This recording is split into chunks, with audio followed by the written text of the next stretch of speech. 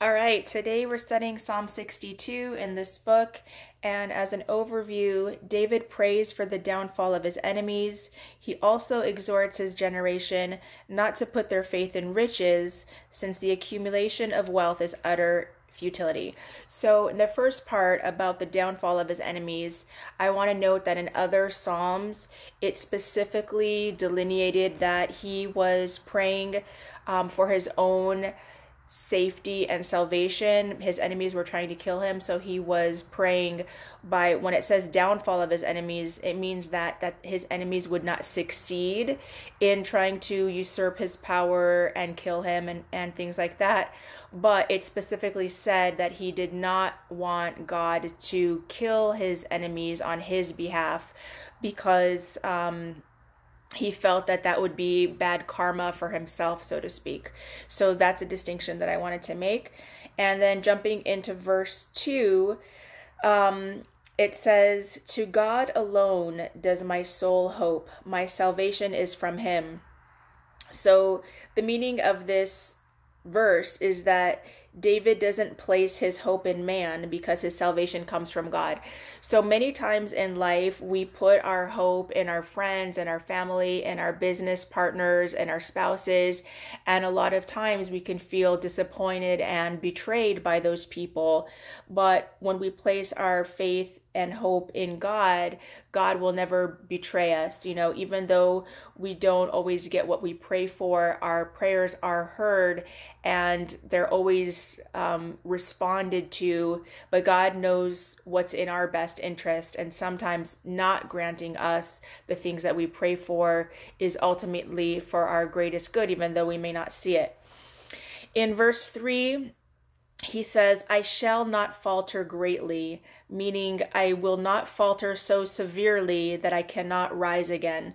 Sometimes when a person makes a very, very big mistake in life, they feel unredeemable, like there's no hope for salvation for them, like there's no way that they can, rise up to grace again.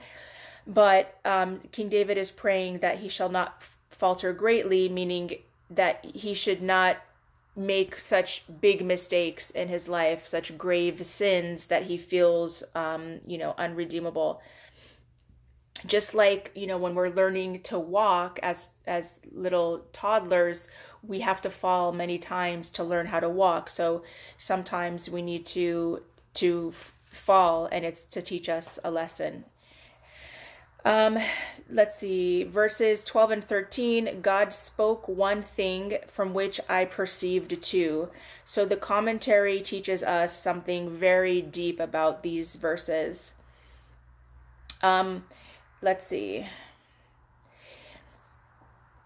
Every word in the Torah, which is the 5 books of Moses, also known as the Old Testament, has both a plain meaning, a surface meaning, and also an esoteric meaning, a deep, mystical, hidden meaning.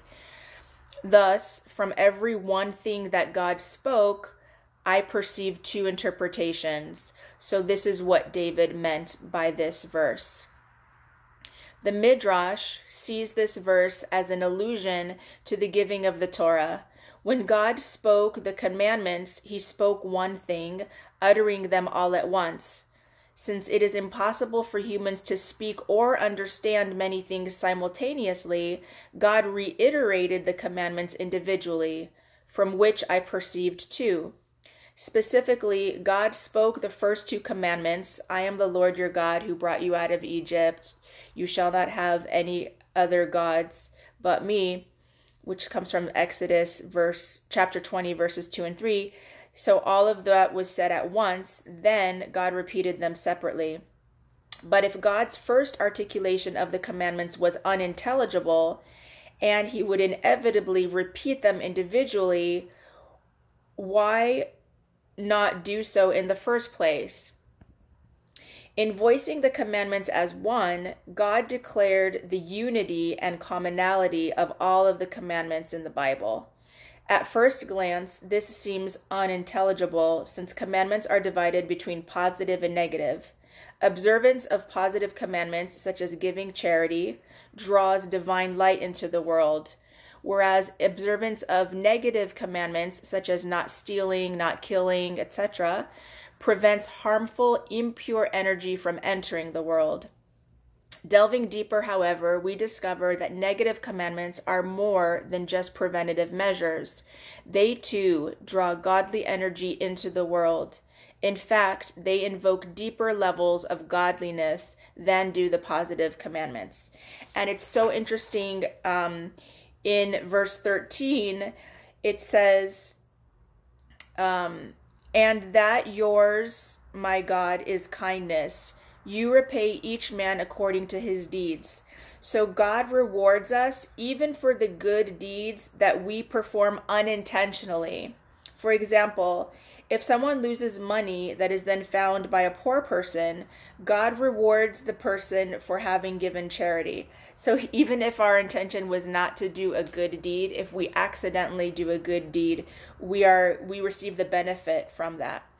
So this chapter 62 of Psalms reminds us the importance of doing good deeds, and the actionable is to put our faith in God, and not to be disheartened for when we make mistakes, knowing that we can always, return to God. Thank you for watching and have a great day. Bye-bye.